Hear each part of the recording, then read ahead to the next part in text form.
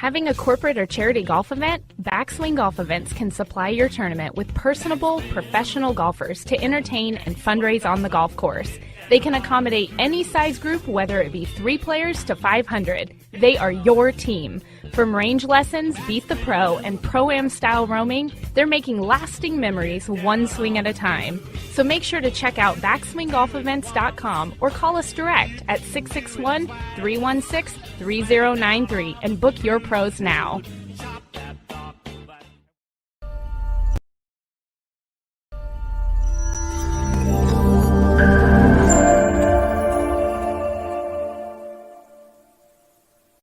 Good morning, everyone, and welcome to On Par with Amanda Un-Censor'd.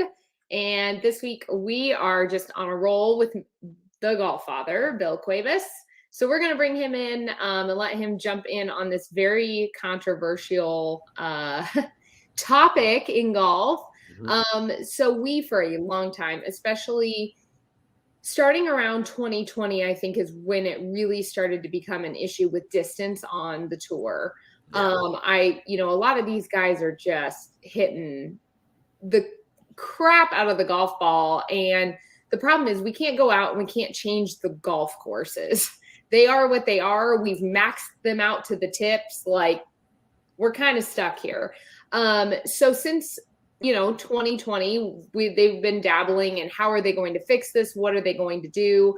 They've been doing studies since about early 2020 to try to figure out what the fix is. Is it the golf ball? Is it the equipment? Like, what do we rein in? Because if we rein it all in, then it's too much. If we don't rein anything in, then guys are going to be hitting the ball 400 yards when manufacturers are allowing this to go on. So I didn't know this, but when they do studies since 2003, this was their guidelines. The USGA and RNA are jointly combined in this, in these studies and regulating distance control. So in 2003, and since then, they have always used a robot swinging at 120 miles an hour. And if the ball's combined carry distance and roll, so all together is 317 yards or less, it's conforming with play. So the robot is swinging 120 miles an hour. Now, what I think is interesting is how I guess all of the manufacturers had to submit certain information by a certain point. I think it was September 2nd. Now that they have all of that, all those analytics and things, they're actually going to bump up the robot to 125 miles an hour. And they are also going to see what happens when you increase the club head speed, to 125. And then you're creating a launch angle between 7.5 to 15. Because I think what they're trying to do is now see if they taper in launch angle and don't allow you to have a 7.5 to 15 variability, what that does and how that changes. But I think increasing club head speed, because these guys are getting stronger, they're getting bigger, they're getting they're not the Ben Hogans of golf anymore. But yet they still have finesse. They still have finesse. They do. And there's no doubt about it. But as they get bigger, you can't control the club head speed. That's one thing we can't stop. So I like this approach because they're going to allow for club head speed to keep getting higher. So they can figure out what else to taper. Now, Bill, in your professional opinion, if you just from sheer, do you think the golf ball or the golf club? So I'm going to ask you a 2-part question. Do you think the golf club or the golf ball should be regulated? Do you think one is better to regulate than the other? And which one do you think would have more of an impact regulating? I think the golf ball, I don't know why, but I think the golf ball regulating that, with all this new technology and the bounce factors and this and that and everything with the dimples and all the stuff going on, they've maximized these balls and they got that micro technology in it. I mean, these balls do some incredible things if you're fit with the right ball. that's the Sure. key. And I don't think you would have people like Tiger Woods investing as much time as he does in his golf ball, Right. if it wasn't important. There's a lot of guys now that are hands-on with these golf ball Agreed. manufacturers doing their stuff. Lawfly and everything have a great impact on it, but we all know the inside secrets, when they tell you go, you're going to get 10 more yards hitting these from last year. But then you go look at your specs and your 7-iron is really a 6-iron, and you're looking at and you're looking at all these jacked up numbers. So unless you know what you're looking at, you look all in these minds. Oh, I just hit my 7-iron 170 yards. Did you really? Or was it? Right. Yeah. Let's take it back a few years when clubs, right across the board, this is the loft, this is the lie. All the manufacturers were online with it. You might have had a 1 or 2 degree difference.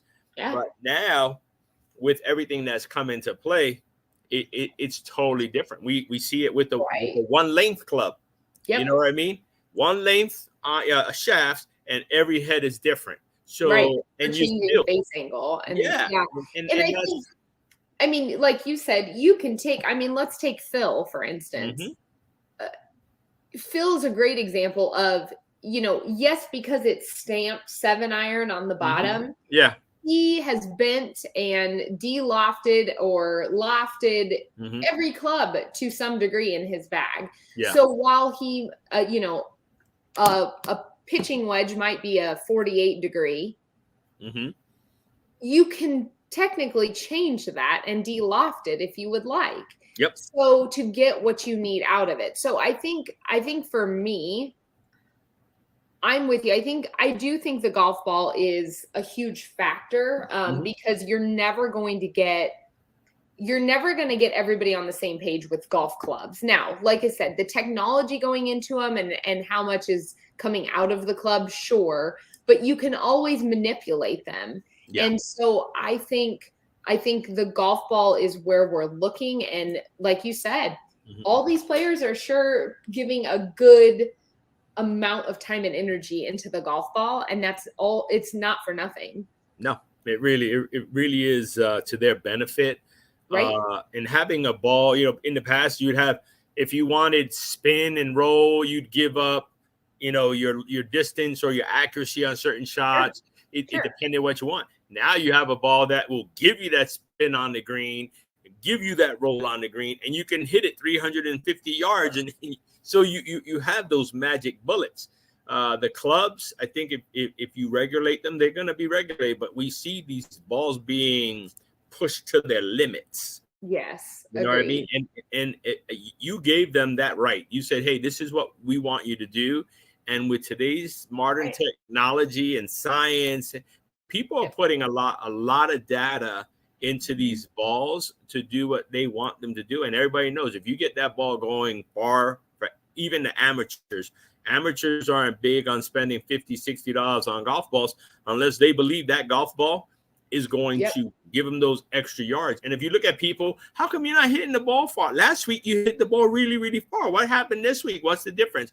Well, this week, he's using the 12 balls he picked out of the pond. Last week, he got a birthday present, and he was using his golf balls that somebody else bought him. So it is true. It is. And it's like, so I just have to say this for those of you at home that maybe don't look into all of this and you're not, I need the viewers at home to understand how, like, this isn't just guesswork. They are so detailed in all of this, and they are down to how many, milliseconds that are invested on the research for characteristic time of these valuable properties. So it's like, for me, when you're looking at things like inertia and you're looking at gravity and you're looking at all these things in the science world, don't be fooled. They take every single one of these actions into account when they're looking at swings, they're looking at golf balls, they're looking at how the two interact together. And I think there's so many variables. You have swing speed, you have club, you have smash factor. you have length of club, you have loft, you have lie, you have the golf ball. And I mean, there's so many different things that can be manipulated and changed. And you can't tell me that if you dial all of those in to fit you the best of the best, of course you're going to get 10, 15 more yards. I mean, Absolutely. clearly. We saw it when we went to Club Champion. We see what a little tweak here, a little tweak there, a grip here, grip there. Yes. It makes a huge difference in your game. And something as simple as aligning your driver and getting it to the right numbers can mean the difference between 10, 15 yards with no problem at all.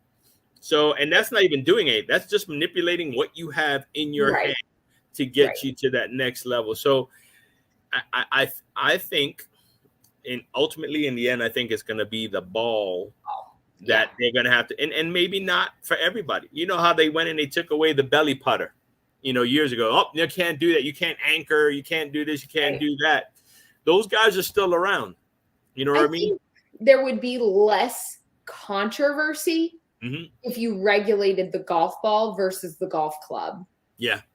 I think because I think so many different people use different and want to have a certain look to the club and a certain feel and like you've got the people that, the DeChambeau that wants the same length for everything. And then you have the guys that want an extra 3 inches on their driver or whatever the case may be. I just think you're going to fight almost a very uphill battle with now. I think you have to have rules, of course, as they do. You can't have over a 46-inch length driver and so forth. You have to have those because then it becomes long drive competition. But I also think the golf ball is a great way that across the board, you have your preferences, but it's not like I have to have my golf ball look a certain way. Yeah, no, absolutely. You're helping the field across with, I think you're irritating less. You're ruffling less feathers. I agree. Well, with that said, we want to hear what you think. So make sure to write into us and give us your opinion on the golf ball versus the golf club. Bill, thanks for joining us as always. The golf Thanks for having me in our presence. And until next week, folks, keep swinging for par.